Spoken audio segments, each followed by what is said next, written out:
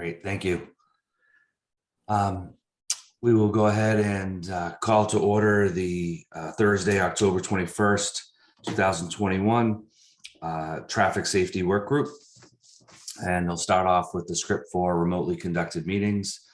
As a preliminary matter, it's Arthur Gasparo, Chair of the Traffic Safety Work Group.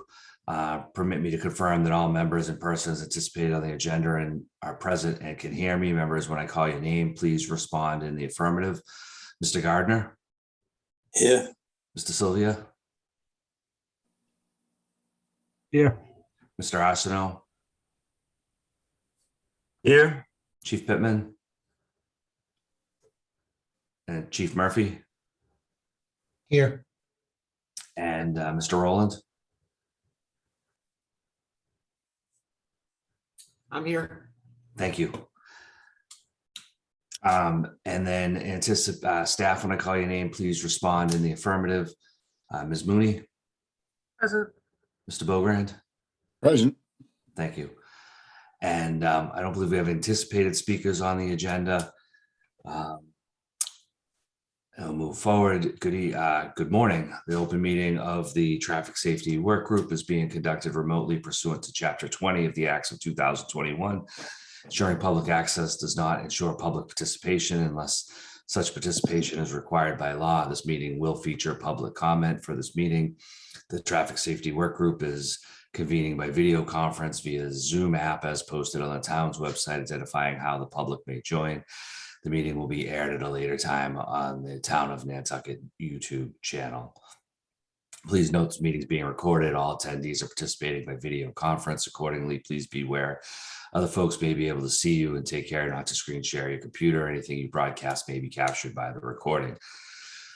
Supporting materials that have provided members of this body are available on the town's website unless otherwise noted. The public is encouraged to follow along using the posted agenda unless the chair notes otherwise. We're now turning to the first item on the agenda. Before we do so, permit me to cover some ground rules for the effective and clear conduct of our business.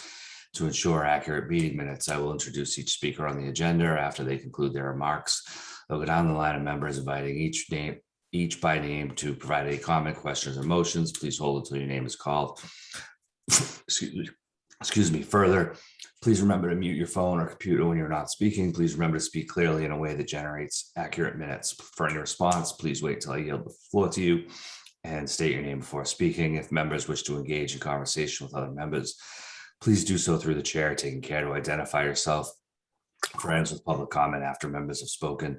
The chair will afford public comment to those members of the public that have joined the meeting via Zoom. Members of the public who wish to speak must state their names and be acknowledged by and speak through the chair. Finally, each vote taken in this meeting will be conducted by roll call vote. Thank you. Moving on to the second item on the agenda, which is public comment. Is there any public comment for items which are not otherwise on the agenda? You could raise your hand or speak up and we'll acknowledge you. I'm not seeing or hearing any. So we'll move on to official business. The first item on the agenda is to review a request to eliminate on-street parking at 13 Commercial Street. Is there anyone present to represent the request that's been made? Not hearing or seeing any, I will entertain a discussion on this matter, which if I could. Hi, this is Ann. Sorry, I'm trying to work this Zoom out. Can you hear me? We can, yes, thank you. Oh, I'm here. I'm the owner at 13 Commercial Street.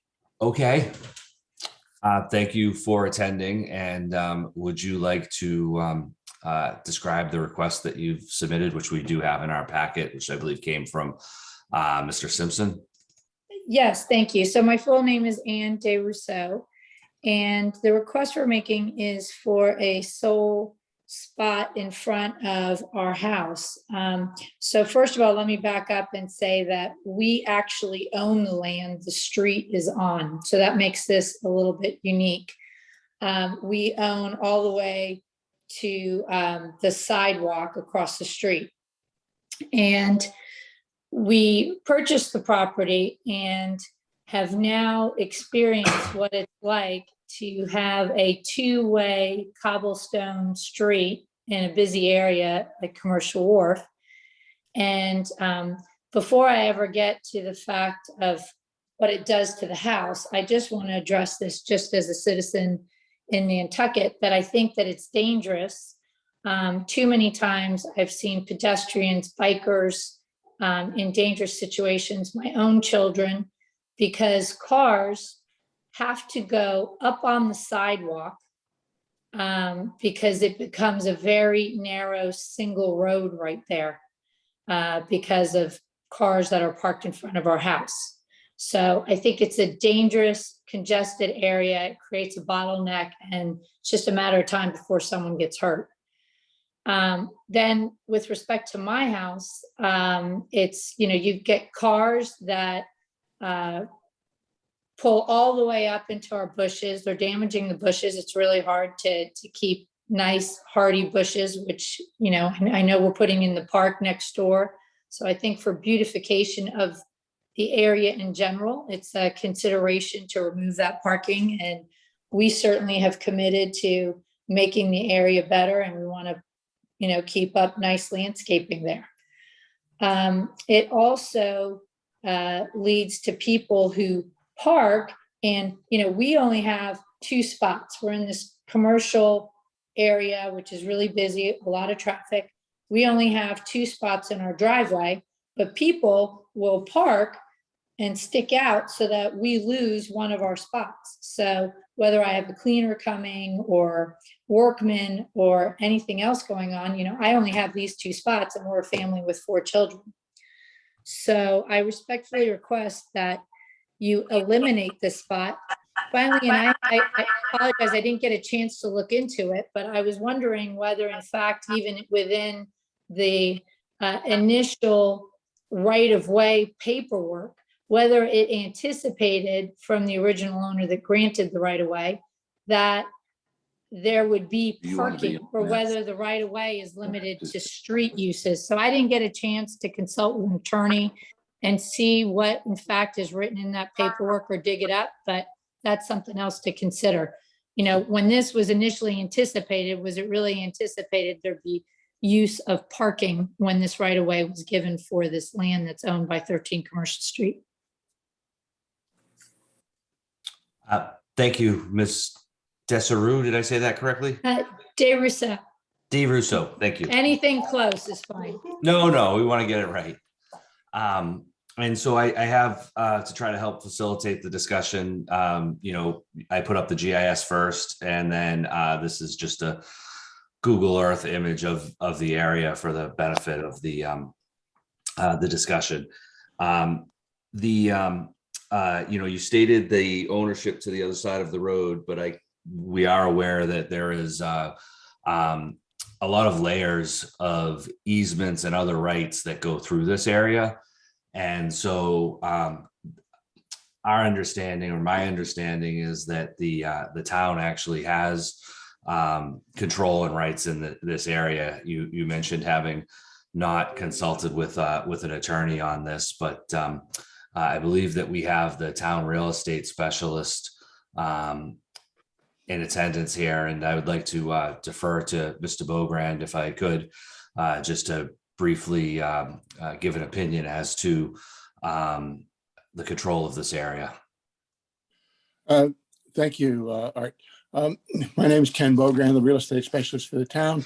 And because this is a complicated legal issue, we've requested an opinion of town council, which hasn't in fact been forwarded to Art Gasparo and is available for review. It is a detailed opinion that goes into the history of the property, and more importantly, the history of the various easements relating to the property relative to the use, as to whether or not parking is an appropriate use for the town to be able to have control over. And the long and short of the opinion is that is a usual activity of the town, and therefore town has the right to be able to have designated parking areas under the terms of this easement. And it is the opinion of town council that, having reviewed all of the documented deeds and history, all of the easements that relate to this property. That is town council's opinion that this area is not able to be restricted by a private property owner for no parking area, is the short version of all of the language of the opinion which has been delivered to the committee. So I'll be happy to answer any specific questions, but there is detailed copies of all of the easements, all of the deeds, and the logic of the town council in terms of making the determination that this is a regular use of the town for this kind of property relative to these easements, and therefore it is within the town's jurisdiction to be able to, in fact, make a determination as to whether or not there could be a private property owner, and the determination of town council is that private property owner does not have a right to create a private parking space, which is what a no parking sign would in fact accomplish. Be happy to answer any other questions. Okay, thank you. So assuming hold on, that Ms. is true. Hold on a And- second, please. Thank you for that. I'm going to go to the committee, the work group members first, and then we can come back. So do any work group members have any questions or comments related to this matter? So I'll go to say that it seems to me that based on this opinion, I will come back to you, Ms. Desaru, that the town does in fact have the control of this spot. And then the next question for this work group, I think, to consider is, would there be a recommendation for a change in the parking area on the basis of any traffic safety related concerns? Mr. Gardner? No, I've got no comment at this time. I wasn't sure if that was a wave at me. Any other members? Ms. Desaru? Well, now that everybody sees the picture, I just want you to envision what it's like when UPS and FedEx come down this road, which they do every day. And, you know, they end up, so if you have, let's say, a pickup truck or an SUV parked, you can see where that sign is. You see in the picture, you've got the pickup truck, and then and then you've got that sign. Oh, that's great how you zoom in.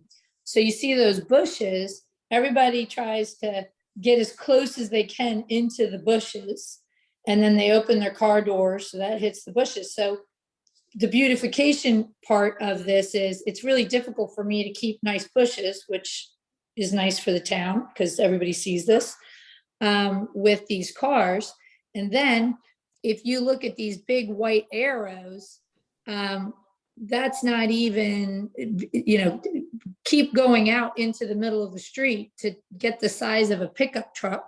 And especially if they park, which they often do as well, so that they do have room to get out between the passenger side and the bushes. So you end up in the middle of the street with this car. And to me, it just, I've been coming in Nantucket for so long, and I just had never been in this commercial wharf area, and I wasn't familiar as much with this. You pass by, you don't really think of it. But it's nuts to have a two-way street here, and a car gets to take up half or sometimes more than half the street, and everybody still wants to use the street, so they just ride up on the sidewalk. Thank you. So I guess the question is, one thing that I would just tell you for past history in terms of, first, that the work group is advisory. So we are advisory to the town manager and can't actually enact a specific change that, in terms of the parking. However, when it comes to the elimination of on-street parking throughout the town, but it's especially sensitive in the downtown district, it's the select board that is going to ultimately decide that. And it is a very high bar for the select board to eliminate on-street parking due to the demand and the congestion. So, you know, it's always a balancing act. I would say to you between, you know, making things as safe as they can be. This is an area where, while congested, typically your vehicle speeds are extremely low. None of us on this work group, of course, want to see anybody hurt or any kind of, you know, that's a primary concern. At the same time, ultimately the select board is going to decide whether or not to maintain parking. And the work group in past practice, it's same thing. It's very challenging to make a recommendation in a situation that, again, something like this, at least as I see it, and I'm open to other work group members' positions, but where the speed is very low, and you know, that the likelihood of, you know, while perhaps somewhat inconvenient, that an actual, especially with a sidewalk of that size on the other side, being hurt, I know that I would have a hard time personally, as one member, to recommend removing downtown parking at this location. And I'd open it up to any other discussion or a motion.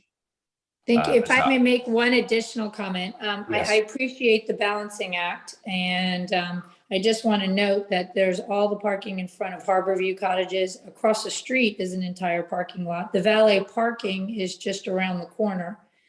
And then, of course, we have the Stop and Shop parking, which who knows what ultimately will happen with that. But from what I've seen of preliminary plans, it looks like the idea is to get additional parking downtown.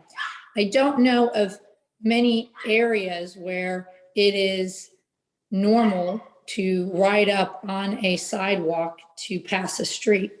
And that is my concern. And I've done this balancing act myself.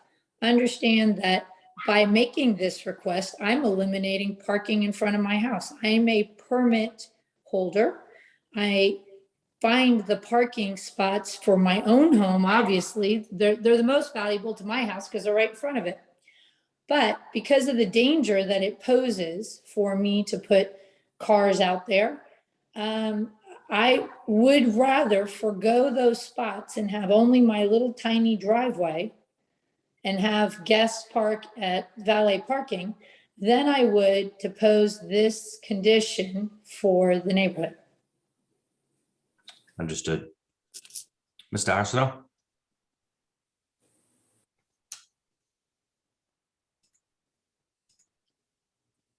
Sorry, for some reason I lost my mute button.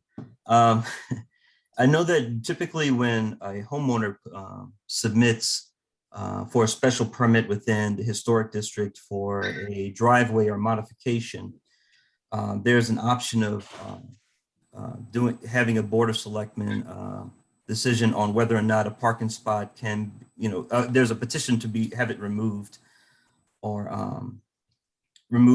in partially or fully. I would think that wouldn't there be some type of method similar where there is no driveway being put in, but it still be able to take this grievance to the select board and ask for the parking spot to be removed?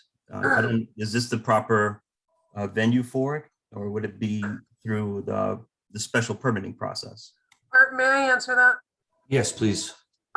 So there's no special permit involved. This is an existing home with an existing parking driveway. Things only go to the select board when parking spaces are eliminated. The select board requires that traffic safety review this. There's no special permit involved here. And if it gets a negative recommendation, I mean, the select board is always asking, what does traffic safety say first? So this is the method. And I would know, working with the select board, that they put a value on parking downtown. They're very hesitant to eliminate parking in the downtown district. And I think this would be hard pressed to get approved personally, but we'll see. Thank you. Mr. Murphy? Chief Murphy. To make a motion, either to not approve or not to take consideration on this, please. So that motion, could you repeat that, please? The motion would be to maintain the Not parking. Maintain the parking, please. Is there a second?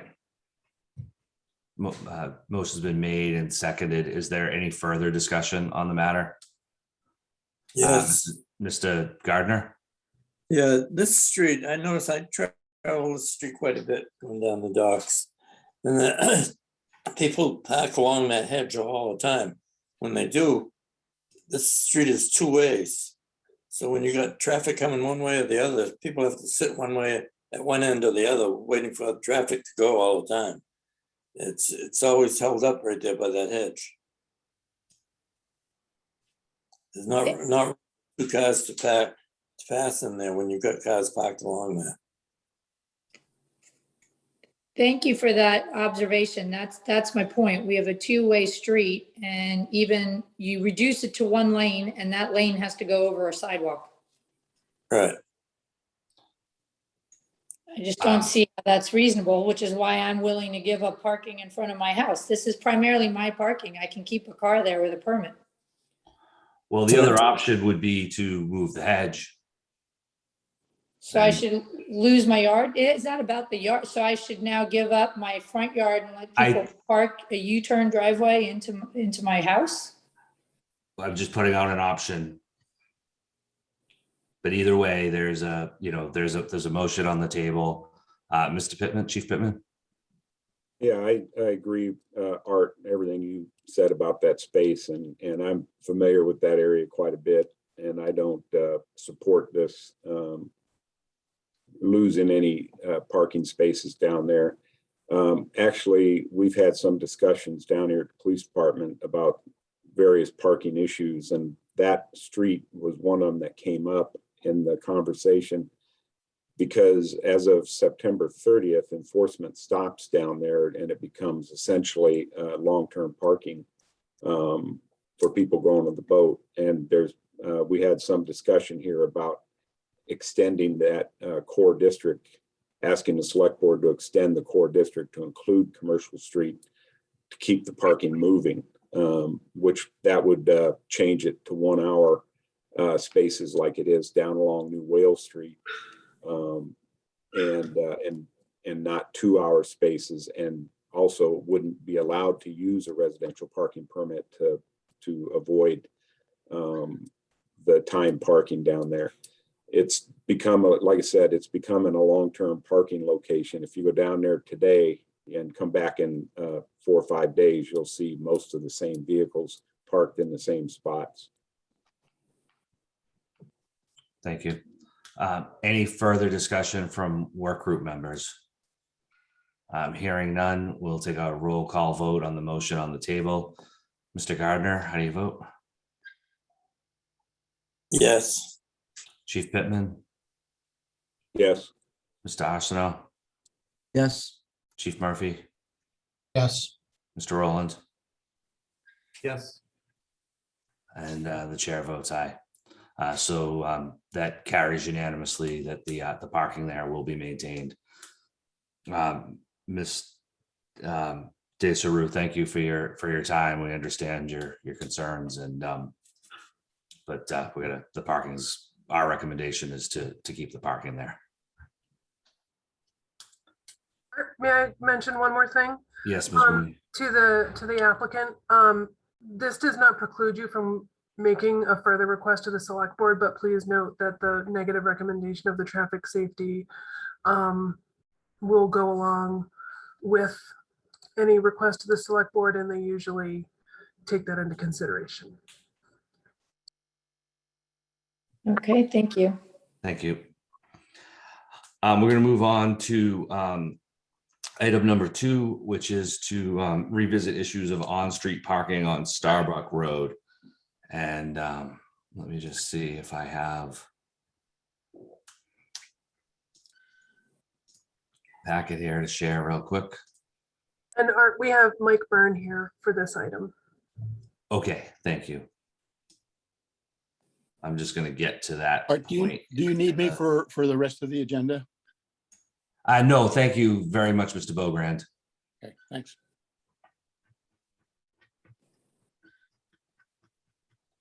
All right. Just share my screen here. Give me 1 second. And Mr. Byrne, the floor is yours.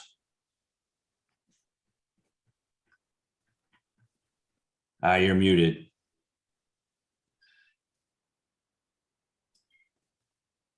Thank you again for allowing me to participate. I won't repeat all that I covered in the email that I sent to Erica yesterday, but I'll just briefly summarize this. Our problem on Starbuck Road at the south end of Starbuck Road is limited in scope. It's a summer problem. It's summer weekends, particularly August and early September. But when it does occur, it is a problem. What I'm showing you there, much of the open land that you see on that photograph is owned by the Matticat Land Trust, of which I am a trustee. To the upper left-hand corner is the beach referred to as Tristram's or Tristram's Landing Beach. We, some years ago, established that parking area that you see, and it can accommodate at its peak about 20 cars. The problem is that on peak summer weekends, particularly August, we will have that lot fills up quickly and people start parking on Starbuck Road for up to a quarter of a mile in either direction, east or west, and they park on both sides. And it's the dual-sided parking that's creating a problem for us. For residents, it's the blockage of driveways, mailboxes, fire hydrants, and the obstruction or the making it difficult for larger vehicles to get through, delivery vehicles. And we have not had a situation where an emergency vehicle, to my knowledge, couldn't get through. But having seen it, I would imagine that it would be difficult for a fire truck to get through when there are vehicles parked on both sides. We, the Matticat Land Trust, a couple of years ago, thought that we could help the problem by expanding that parking area that you see. And we talked to our attorney who said you'd need approval from the Concom, and we did approach them informally and got negative feedback on that. They were reluctant to have trust land used for expanded parking at that location. Didn't say it wouldn't happen, but they discouraged us in terms of its likely outcome. So what we would hope you would recommend would be to limit parking in this area on the south end of Starbuck Road to one side only, prohibiting parking on probably on the inside of the area. We would hope that signage alone would help the problem. Certainly enforcement would be better, but we understand the police department's staffing is limited and their tasks are enormous. We get a lot of visibility here with the summer specials. They access the beach through our access road. So they're coming by here several times a day, which is great for a lot of reasons. And it would be possible, I think, for them to issue a couple of tickets now and then if parking were limited to one side of Starbuck Road. So again, thank you. And I'm happy to answer any questions. Thank you, Mr. Byrne. And just for clarity of your request, what would be the portion of road that you would be suggesting to be included in the as no parking, like starting on one side, starting say somewhere in here, Keep coming down. like here? Keep coming a little further. There's a house right there to there, right there. That's John Yeah. Wise's house. Yeah, At its peak, the double-sided parking will extend all the way back to John's house. That is to the west of our parking area, and similarly about the same dimension to the east. It will extend upward to those homes that you see in the upper right-hand corner. We'd like to see one side only for about a quarter of a mile in either side of our beach access road. That should address the problem. So basically maybe from this driveway to here? I'd go a little bit further. I just want to make sure that we understand what it is that you're suggesting so that we can Yep. then, discuss it further from there. I would But- take it a little bit further as you're going northeast. So let me maybe just do two marks. We would say just for discussion purposes. And then somewhere up maybe here, the end of like 41. Sure, we could live with that. So the suggestion would be between the driveway to 37 Starbuck and say the driveway to 43, right? Somewhere between those areas, your request would be that parking would only be allowed on one side of Starbuck Road. That would help enormously if that were done. Okay, thank you. I'll open this up to discussion for the for the work group members. Does anybody have anything that they would like to add, to support, or further discuss for the proposal that's been made? If I could, yes, Chief Pittman. I just looked up, this last summer, we did write a lot of tickets out there.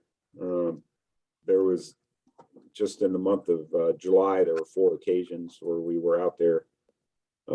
Sometimes the officers on the ATVs while on patrol, other times after complaints from neighbors or residents, people were parking on their lawns.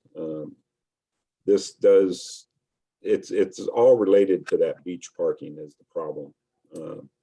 There's not enough parking in the designated area, and the overflow parking all goes up to Starbuck. Don't know if making it one-sided parking is going to make a difference. It isn't an access issue. I've been up there in the summertime, and you can get through, but it is just a courtesy issue with the people parking there. They're parking on people's property.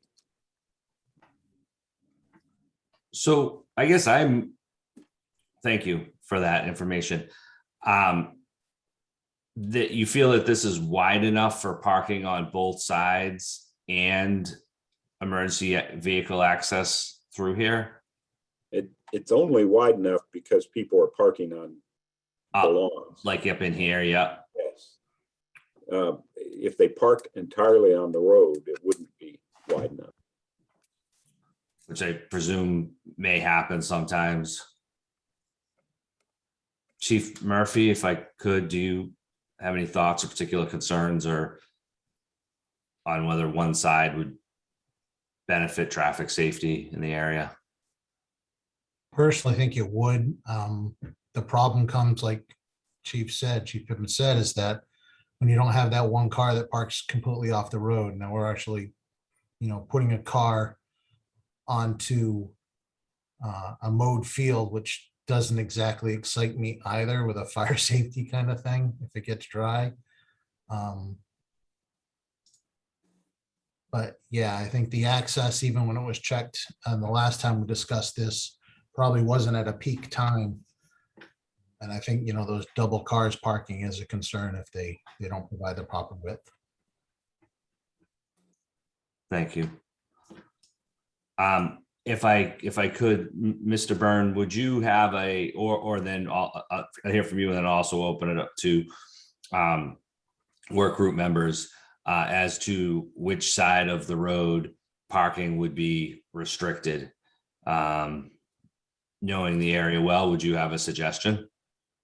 Yeah, this isn't scientific, but my gut sense is that if parking were limited to the outside, it would probably be better. It would Right. interfere with fewer driveways. Right, to the south, allow parking on the south side and prohibit it along the north side.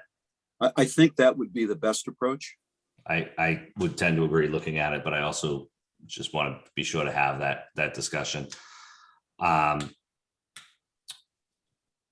work group members, is there a motion or any further discussion, or would you like, I could put up I could try to do the same street view here if I can find I don't know if they have it out in this area. It looks like I can't drop the little, oh, there he is. But it's not the real pictures. I have a question. Yes. Ms. Mooney. I just wanted to make sure that everyone saw in the packet that there was some portions of minutes from when this was requested back in 2020 and revisited. And there were two motions about brush cutting and widening the road. And I don't know if that had ever been done, and if that had alleviated any issues. Thank you. I don't think that had, in my observation, I don't think that's happened, but I think I've only been out there once or twice this last year. So Well, could Mr. Gasparo, could I Please. address that?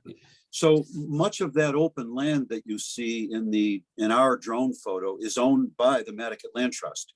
And we do substantial brush cutting every spring, including all of the area that you see.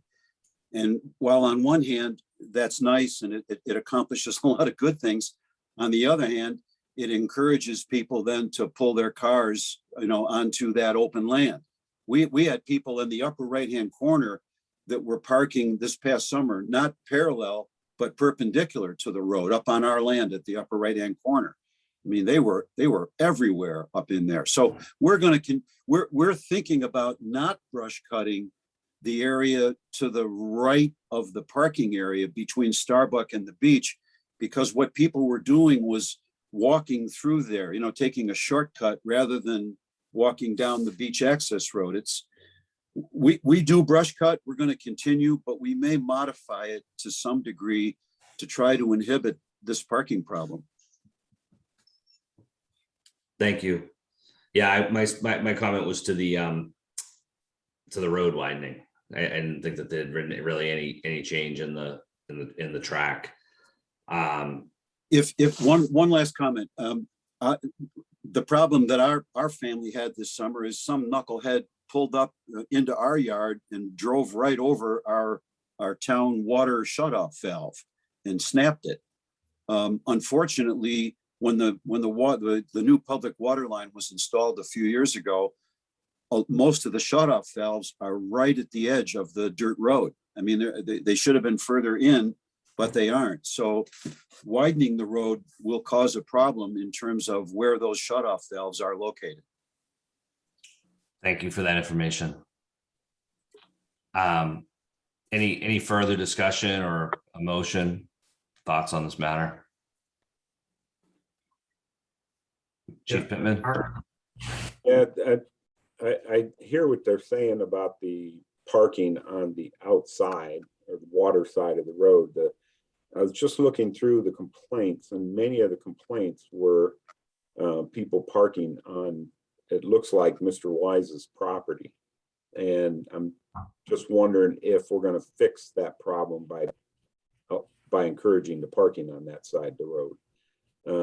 He accounted, I believe, for probably 50% of the calls out there. Would that be this property? That'd be that property, yeah. And John is a neighbor and friend of mine, and Chief Pittman is right. John has a lot of issues. If it would help the problem, I could as a trustee of the Mattocket Land Trust, which owns the land on the other side of that road, I could certainly live with having vehicles parked there if it would make John's life easier. That would be okay with me. I think that would resolve the call for service issues we have, more than doing it on the water side. And plus it keeps the view open for people that are driving and just looking. That's a good point.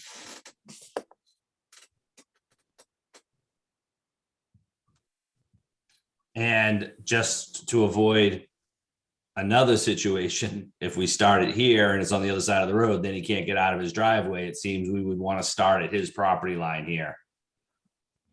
I If we're think gonna- I would actually go up. Can you go a Oh. little higher? Oh, opposite, right? I'm sorry. My thinking was the opposite. We would want to start it probably even where we have it, right? So that you would go from after his driveway. So that by say 30 feet. So that he can get in and out of his driveway.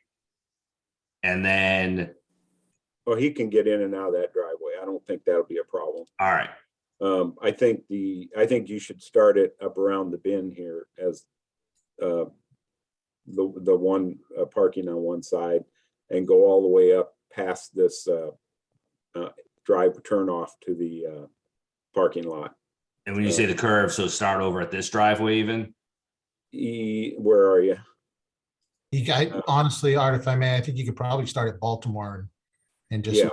have it- Okay, right, thank you. I'm not trying to, we're making sausage a little bit here, but it'd be nice to sort of come up with something and then not have to keep revisiting it. So we would go from Baltimore, which is here, to 47 or 50 maybe. That gives us about the same distance, about 800 feet. let me go to a different aerial that continues on. This is the 21, which was only along the shoreline. Of course, now you can't tell the street numbers. So how far One this more. way? One more up would, I think, would give you about 800 feet, if I remember it right. From the parking lot entrance. So say to this common line, Yeah, let me check just to make say sure. 247. So from Baltimore to 47 Starbuck, no parking on the south side of the road. Yeah, I would Can make support that. that. motion.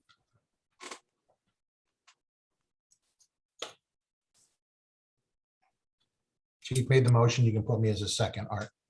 Is there a second? I'll second.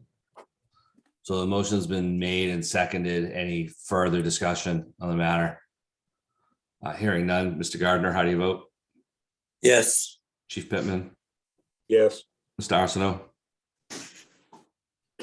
Is that a yes? Yes. Mr. Rowland Yes. and Chief Murphy? Yes, And Chair votes aye. Thank you, Mr. Byrne. So Thank we you. we will refer this, I guess, Ms. Mooney, to you. Is this a select board? Well, we'll make the recommendation to the town manager and then let her decide how that gets implemented and what other approvals are needed. Thank you. Moving on to item number 3, we're going to revisit issues of speeding on Matticat Road, which was a follow-up from July 23rd. And I will go down in the packet here. And I see that we have Mr. McVoy here with us. I'm happy to turn the floor directly over to you, Mr. McVoy. Thanks very much. Evie? Thank you for having me here. I'm glad to be joined by a bunch of neighbors today. In fact, Erica, if you don't mind, I think Nick and Ashley Leo were trying to get into the room. I don't know if they. Yeah, I just let them in. Okay, cool, great. Anyways, we have 5 or 6 neighbors here that live across from me, 2 that live right across from me on Matticat Road, another neighbor or 2 right to my right to the west, and then a couple from the Hedgeberry area, which is just across the street off Wind Street. I wanted to address everyone here again and start by thanking DPW for cutting down the roses that have kind of overgrown and do overtake the very, very hard to see sign at the beginning of Matticat Road. Mr. Sylvia, thank you. It is more visible there, and I assume as the fall and winter progress, we'll that visibility will stay decent. Also to the NPD for responding a couple times. I was getting out of the car the other day with my nieces, my brother-in-law, who's a firefighter here on Nantucket, and as we brought the girls out of the back seat and we were walking around to the house, 2 motorcycles went by the house going 60 miles an hour. And so I called, my brother-in-law was able to identify the motorcycles, and we were able to get a patrolman out who found the guys and saw them and said that they weren't doing anything wrong when he saw them, but appreciated the call. This is a regular occurrence for us here. We hear the motorcycles going by our house, lightning fast at all times, especially in the evenings. Guys ride their bikes out west and back because it's one of the only roads on the island. And I think the state police do a decent job on Milestone, so they avoid that road. We're at a point in the season here where the traffic's diminishing, and it's actually causing more of speeding issues because now you have mostly businesses. I was crossing the street last night with my wife Theron and our 2 little kids, and an Atlantic landscaping truck came around the corner from the west doing easily 40 to 50 miles an hour, quickly slammed on its brakes when he saw us waiting to cross the street and sheepishly let us cross in front of him. And that's an occurrence for us anytime we want to cross the street in front of our house. It's dangerous, it's nerve-wracking. And, I hope that we can make a few, ask the committee here what our options are. So my short list of options are getting the removable traffic device that I think does a great job in front of the school. I drop my daughter at school almost every day. I see it out in front of the school there, which flashes the speed. If we could get that on the east side of Matticat Road, facing to the west, or the north side of Matticat Road facing to the west for people that are coming back in, because what you have is Wind Street coming in there, which is blind, and it's a really hard corner for people to make. I think that would slow people down. Those devices work. The statistics say they work. I see it working on the island. Perhaps a permanent device that would at all times flash if you were going over 25, a couple hundred yards out of town. That would absolutely work. I'd be willing to raise money to install the device and pay for it. Could we get a patrolman there to, with a radar setup, now that the season is slowed a little bit? I know that the police department is always busy, but could we get someone there to, to write tickets or warnings to local businesses, especially that are the offenders on a daily basis? Otherwise, I'm open to, any suggestions. Could we pay for a private detail for a patrolman to sit out there, in the mornings or on the weekends when the dump runs are crazy? I'm at a bit of a loss, but I'm willing to, try to raise some money to pay for it privately. I know I would have the support of neighbors and the Headsbury Association there. So, those are the main points I wanted to make. And, if there's any options in there that anybody on the committee thinks are viable, please let me know. Thanks.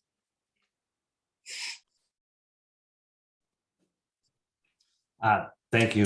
And thank you for the suggestions. Is there anyone else from the public who would like to speak on this matter? I think we will go through everybody and then open it up for discussion. I see that we do have a fair amount of folks in attendance, and we're happy to hear from you. You could, Mr. Driscoll. Right. I would concur with what Patrick said. I mean, it's a tough road to police, and even to set up a radar trap is really very little place for a cruiser to pull over. But the remote device that I often see up on Prospect opposite the windmill, I think it just remind people that this section of Matticat Road is 25 miles an hour. I think if we can get it into people's brains, I think that may go some distance to helping the situation. And that's my only comment. Thank you.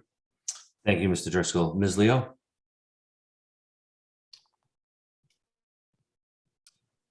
Hello, sorry, I'm trying to get my video on here. It's not working. So I'm just going to talk off video, but thank you for having me. I live on 0 Wind Street, right behind the new house on 6 Matticat Road.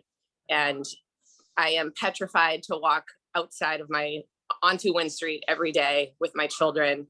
I have two small children, and they like to run, they like to walk down the street to go see the horses, and they just like to walk in their neighborhood. And I'm just absolutely petrified for the cars that speed past. They're speeding down Matticat, they're turning onto Wynn, speeding down Wynn, cutting through to Hummock Pond, vice versa.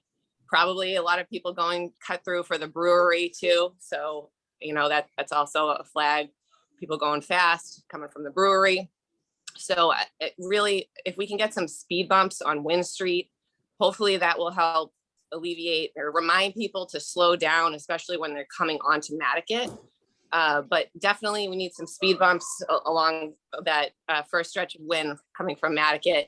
There's multiple other families that live there with small children as well. I'm not the only one. And, Patrick just brought up some great points on Matticat Road too. I'm fearful to cross Matticat Road as well with my children. So we definitely need something to be done. And thank you for listening. Thank you for your input.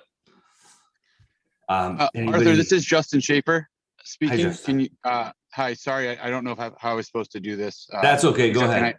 It's all good. I also can't get my camera to work either, something with my privacy settings. So my apologies, but I just like to, I live over on the Hedgebury neighborhood and agree with all the sentiment from everybody so far.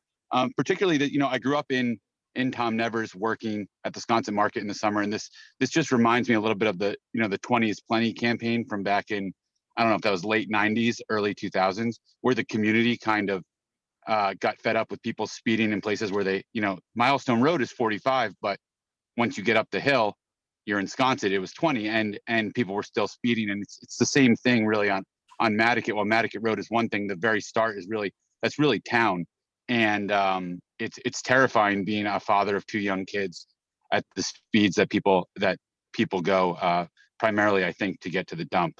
So I second everything that has been said today, and hopeful for some, I agree. I think just one of those machines, the signs, even if it was self-funded by the neighborhood, that shows people their speeds.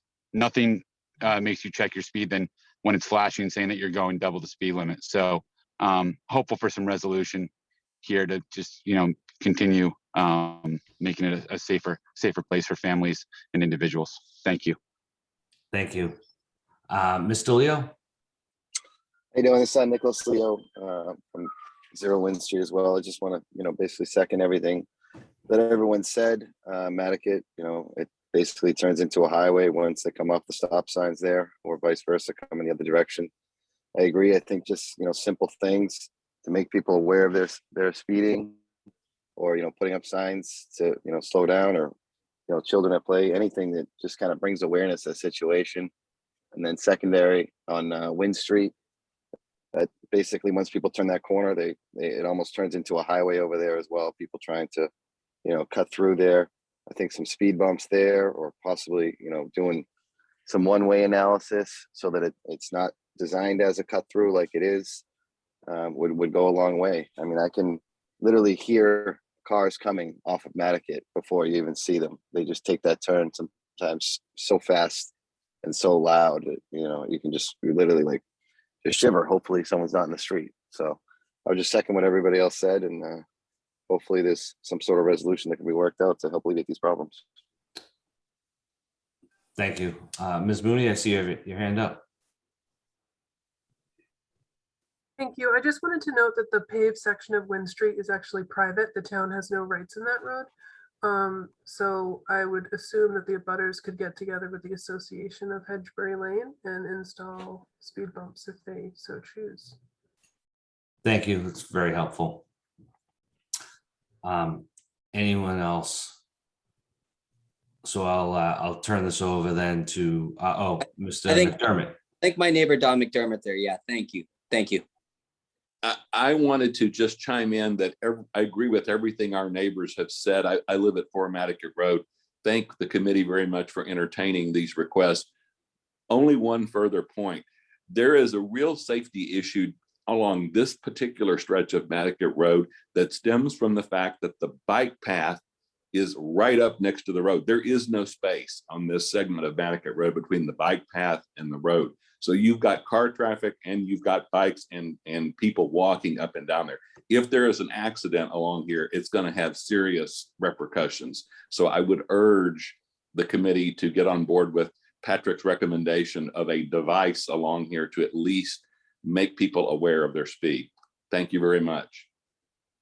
Thank you. Mr. Vogel? You know what, I'd just like to second what Mr. McDermott said there. We are at 6 Hedgeberry Lane and frequent users of the bike path. And that is, talk about a high traffic area. And we just cringe sometimes at the traffic that's on that. And then with the speeding traffic that's going by, we do see it going both ways. You have, bikers coming from town, coming from Matticat. And it's quite a bottleneck. And that speed that's hitting that stretch of road is scary for those people, whether they're walking dogs, whether they're riding bikes. We see it all the time. And, and the people coming from Wynn as well. So I just think those are great points that Mr. McAvoy and Mr. McDermott have raised, and want to second and appreciate the council taking time to review this with us, as it's a sensitive area for kids and families and visitors as well. Thank you. Thank you. Anyone else? So we'll open it up to work group discussion. We are revisiting this. We had this discussion a couple of meetings ago, and there was some talk about at the time the former director sort of walking the area and looking to see what visibility type improvements could be made. I believe it was around some of the vegetation maybe at the corner here, potential encroachments. How much that's going to help with the speed through this area, I don't know, but that was one of the things that we were going to do. I'm not sure that we can do a permanent flashing type sign. I think that there may even be a bylaw to that effect, and or I would think that would be get us into HTC and some other potential concerns, sort of a bigger issue with that kind of a sign. As to the trailer, I certainly support that recommendation and appreciate that recommendation, and would defer to the chief to the extent that he's able to do that. It looks like we may have just lost him. Oh no, I'm sorry, there you are, Chief Pittman. My screen got rearranged with all the new people. So I don't know if anybody else has any ideas on what it is that, and then the bike path, I will bring, my recollection for the bike path and the lack of separation there has to do with the cemetery and some ground penetrating radars type studies that had revealed some, I think, potential remains around when they were trying to look at, widening out the road and the sidewalk on the corner of Quaker. I'm going back some years, but that's my recollection with that. Always ideal to have a separation distance between the road and any sort of a multi-use path, but I think that there wasn't an option there, at least as I recall.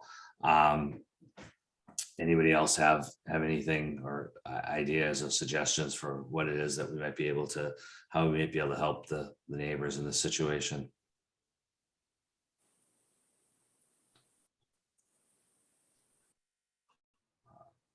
I guess I would ask Chief Pittman, how is it possible to get the trailer there?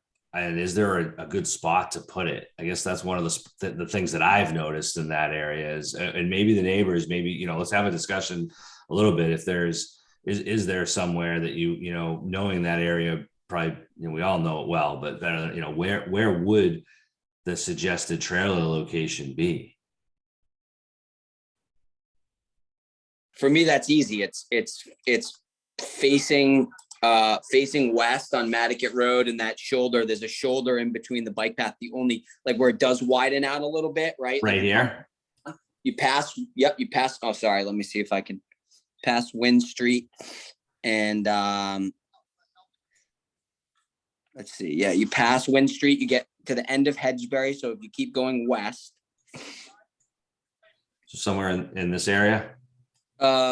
No, a little bit further. Yeah, in that little shoulder. Exactly right. Sorry, it's a winter Oh, picture. So that's okay. We're trying to see what we can do to, so you're thinking maybe if it could go somewhere in here.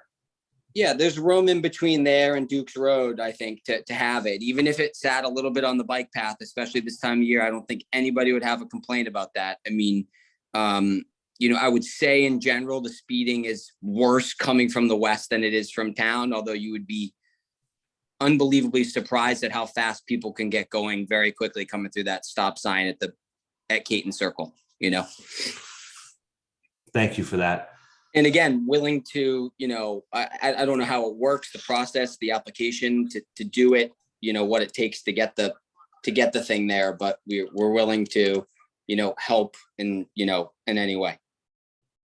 Appreciate that. Thank you. Chief Pittman, does that seem like a spot that trailer might be able to go?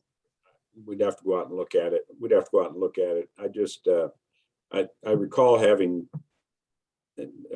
asking that it be out there before, and it seems to me that they have some trouble. We cannot put it on the bike path at all. So it is problematic, but I'll add them to the list, and that's what people don't realize. We get 15 requests a week for that thing. So different places, from residents, select board, you name it. So we'll add it to the list. We only have one to go around. And you are correct on that. Permanently mounted flashing light is not allowed by bylaw on Nantucket. And then thank you, Chief Pittman. One other thought, as I hear the neighbors offering some potential help, is there possibly an opportunity to secure another one of those? Well, when you get those, we actually had to until somebody ran into one of them here this summer. So the problem with that is staffing to deal with it. You got to remember, when we put it out there and we take it down, that takes a patrolman off the street for a total of about an hour's time every day to deal with that. And so it's, we don't need any more. We just need to be able to get some time to do some enforcement. But every road job you see out there, every house move, every opening of the take it or leave it at the dump, you name it, everything that's happened on this island seems to require police officers. And right now we're 5 short of full staff, and I don't see that being resolved anytime soon. That's a nationwide problem. Thank you. And just to have sort of an open discussion, could the deployment of something like that be done by civilian with sort of a patrol person that maybe checked on it? Would it be something that maybe could be outsourced? Long term, if your resources are every day you're getting a call for this, might it be something on a long-term traffic safety we think about? Could you contract something like that out to have that, and then you manage and tell the subcontractor on a regular basis, this week that gets, and we're getting a lot of these, it's this area, but again, just from a traffic safety discussion, I'm trying to think of ideas. Yeah, you could. I mean, they're trying to fill a traffic planner manager position here in the town, and if they can get that filled, that'd be one of the things that they could ask his department to do. It's not a matter of it doesn't matter who puts it out there. It's just a matter of having somebody that's got a vehicle and it's got the ability to do it. That seems to me something maybe we could think about. I know we're not going to solve that today, but perhaps that helps reduce a burden on your force that is more qualified to be doing, or other things you need them to do. And then I agree, if we can get that position filled, perhaps that's something that they could manage. And then with something like that, maybe we look at a longer term plan that they get 2 of those units. And it's always good to have some redundancy as well, because one of them's gonna break or gonna get hit, and try to figure out how best, because I think with the Nantucket way of things and not being able to do the other sides, that particular unit is probably the best that we can do, trying to be responsive to, you know, some of the concerns that we're getting. And that's just my thoughts. Anybody else? I'm not sure how to get to that point, but at least it's a, you know, maybe a direction we can head and or discuss with the new transportation planner if that if that happens. I Hi, see. good afternoon, good morning. This is Theron McAvoy, Patrick's wife. Go ahead, Ms. McAvoy. Thank you very much for everybody's time today. I understand that Mr. Pittman said that flashing lights are not allowed. I was just doing a quick search online and I did see that there are digital like solar LED radar speed signs. And I was curious if that would be something that could be considered. You know, those are around like $3,000 in cost. Another thought would be, I know that, you know, in other larger major cities, like if you're speeding, then there are monitors and like they just read your license plate and you get a ticket. Is that something that we could consider? Because then people you know, could become a little bit more accustomed to like, oh, if you speed on Mattocket Road, like there are monitors. And so I'm just trying to think of other layers rather than the big trailer and, you know, what other considerations could be made. So in answer to the question, the bylaw prohibits all electronic signs, you know, like flashing lights, and a perfect place to have flashing lights or speed sign would be in a school zone, but they're prohibited even there. So all electronic signs are prohibited by bylaw here in Nantucket. You'd have to take it up with the Historical Commission and HDC or whoever deals with signs to get that rule or law changed. And as far as the other question you had was, oh, electronic ticketing, that's illegal in Massachusetts. They don't allow speed ticketing and stop sign enforcement, red light tickets, things like that electronically in Massachusetts. Got it. Okay, thank you. Is there anything, so understanding that digital signage is not allowed in Massachusetts, how does that differ from, on Nantucket, how does that differ from like the traffic, from the large trailer device that? Because it's portable. And believe it or not, we get a lot of complaints about that sign from people being out there, from people who, you know, the very people who are in there complaining about the speeding and wants to do something. The next day they're complaining because that trailer was parked in front of their house all day. Of course, yeah, your hands are tied. It's kind of a no-win situation. Understood. Yeah. And so when I was just simply researching, like these are the size of a standard traffic sign, or, you know, like a caution, anything like, you know, say it's 12 inches by 24 inches, it would be a lot less visually obstructive. So, you know, it just seems like this is a bigger problem across the board on the island. And I know that, you know, with workmen rushing to and from places, especially during, you know, crunch time, like in the spring, it's just, you know, people forget that they're, you know, in a densely populated area. And it doesn't seem like we're alone here. Thank you, Ms. McAvoy. Is there anything further from any other work group members? So it seems, Mr. Arsenault. I'm sorry to come in late. I have a number of ideas as far as the residential area here. Some of those ideas are already brought up about speed bumps, speed tables, possibly. But I have to check my resources and my finances first before I really want to give anything solid. Plus, I still need to talk to fire and police and well, to Steve and Bill. But for our own projects and for our own safety, I was looking at we're putting together our inventory, and part of that are speed bumps, speed tables, and signage to reduce speeds in certain areas that are highly curved. Wait, am I frozen?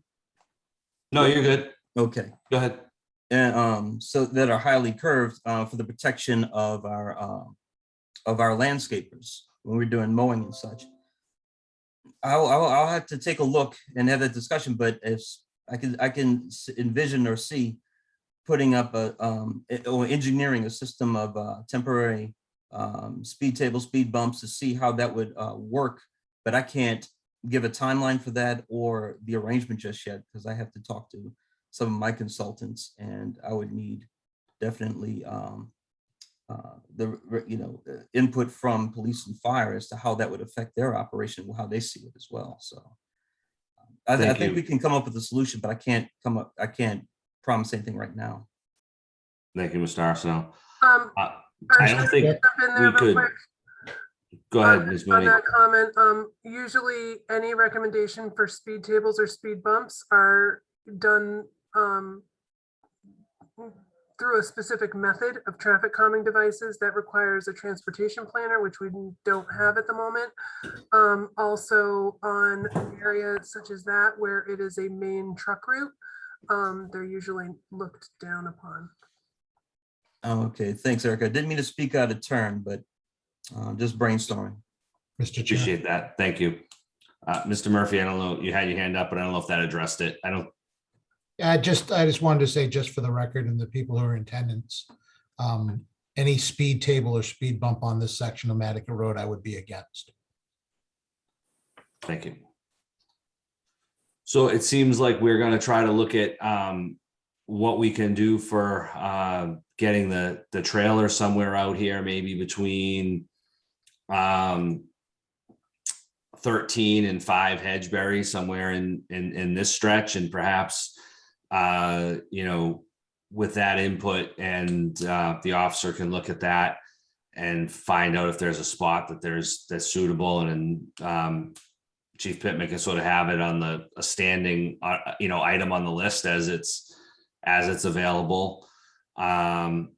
And then maybe we can give some more thought to perhaps how we might formulate a program for using that trailer and or multiple trailers and having it handled a little bit differently, I guess would be just a longer term planning type of a thought.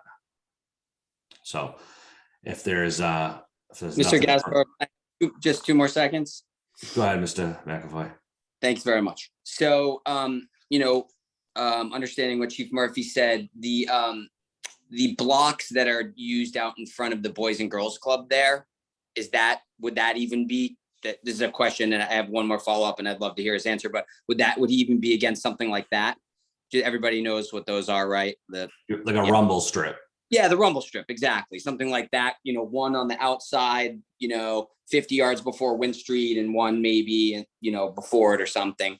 I think that does a really good job of reminding you where you are on the island. Of course, the school system's there too. I understand it's a different consideration probably. That's one thing. The second thing, I just wanted to let the committee know that I am in touch with the Chamber of Commerce, and I'm going to talk to Chantal this week after this call to see if maybe we can rally some support around Justin's idea, the 20 is plenty thing, and try to start a little bit more of a grassroots thing where we could reach out to local businesses and just say, listen, the way that people drive on this island, it starts with the local businesses, and you guys drive the big trucks and are the ones rushing around. So if you address your employees and tell them to abide by speed limits, then I think, maybe we can get something going there. And last thing is, Mr. Pittman was mentioning again, just all the struggles to keep up with everything going on and the lack, the staff shortages and stuff. And I am sympathetic and empathetic to that. Having friends that work on the fire department and the police department and how stretched thin everybody was. And he mentioned, every time there's a construction site or somebody's moving a house and they're paving a road. But just to remind everybody here, what we're saying essentially then is that we're prioritizing houses being built over the safety of our citizens and the safety of our children and the taxpayers and the year-round people on this island that work to make it a great place and send their kids to school and pay taxes. So, let's not lose sight of that. We can't lose sight of the fact that we're trying to do this to protect people and to make it safe on our roads for year-round and visitors alike. And so, thank you. Thank you. And to that point, we all serve on this committee with the same goal and care. We're also trying to, we're on the same page and team here. Everyone's doing the best they can. And we also are very, concerned, and that's why we're putting our time and trying to achieve that. And the input from folks like yourself is helpful. But I do think that, it's important to also know that that's what we're all trying to do here. You made a really good point, I think, on the campaign, except the 20 mile an hour is not enforceable. And while it's a kind of a neat rhyme and it goes back to, that previous one, I might suggest that maybe we could come up with something that 25 is plenty, right? If you could find, because that's the actual enforceable speed limit in a lot of the areas. And is there really that much of a difference between the 20 and the 25, right? And if we could get people going 25, I think you'll have really accomplished something. And so I just throw that out there that, because of the changes in the law and the bylaws that were enacted that got us to be able to have a lot of the roads 25, but the 20 actually undermines the ability to enforce, as well as people's expectations, I think, when they hear that, and then they think people are supposed to be doing that. So that's just a thought in the discussion. I don't know if you can come up with something that is as catchy with 25, but maybe. I'm not an ad guy. Thanks. Anybody else? Chief Pittman. Hey, I just had a question. What was that address where that speed trailer? It would be somewhere between 5 and 13 Woodbury, Hedgebury, excuse me. But that's understanding that this subdivision, it's along Matticat Road, whether they're able to know, but it's 5 to 13. It might be easier to say between, for an officer to review it, between Wynn Street and Dukes Road. Where along that stretch might there be a spot for that trailer? Okay. Thank you. Okay, hearing nothing further. Thank you, everybody, for your input. Thank you again. Thank you, everybody. We can do. Take care. That moves us on to other business. Do any work group members have any comments or other business or future agenda items that they would like to see? Hearing none. I had one. I've noticed that along the edge of Old South Road, the off street, the parking along the side of the road there has become increasingly used more. There's a no parking either side sign, and that's opposite of between really Mary Ann Drive going then towards Pine Tree in that area. So if that was something that could, I don't know if we have to get back to the whole discussion about the parking off the road, but it seems to me, I hate to try to, say, oh, we got to call it in, but I just bring it to your attention, Chief. People are pulling out from there into the road. And if an officer notices it, perhaps it's something on a drive-by that, they could. Where was that?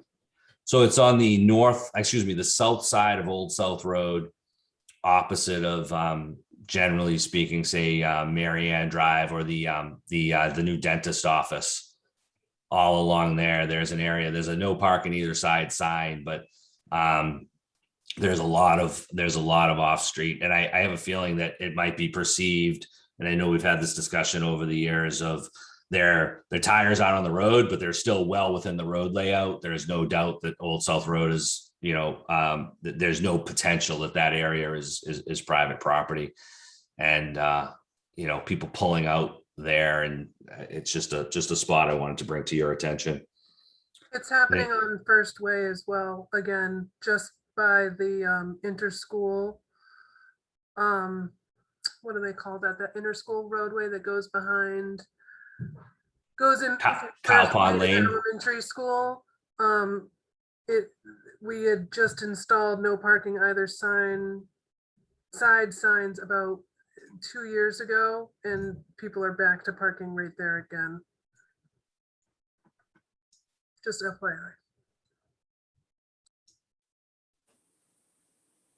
Where is that? If I could, Erica, back in just along First Way in general. near Cow Pond. See parcel 5599? Yeah, the Bacchus, yeah. Sorry, go back up towards Nantucket Ice. I was wrong.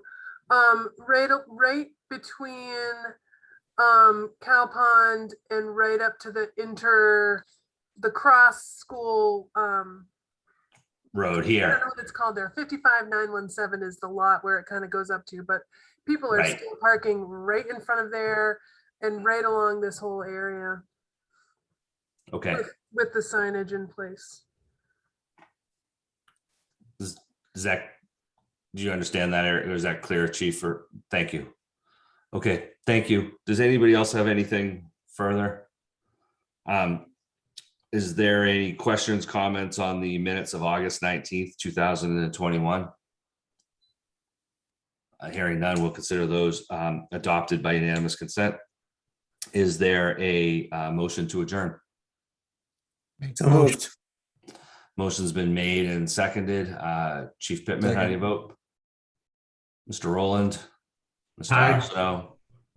Aye. Chief Murphy? Aye. Mr. Gardner? Aye. Chair votes aye. Thank you all very much. Thanks, Eric. See you next month. Bye. Thanks.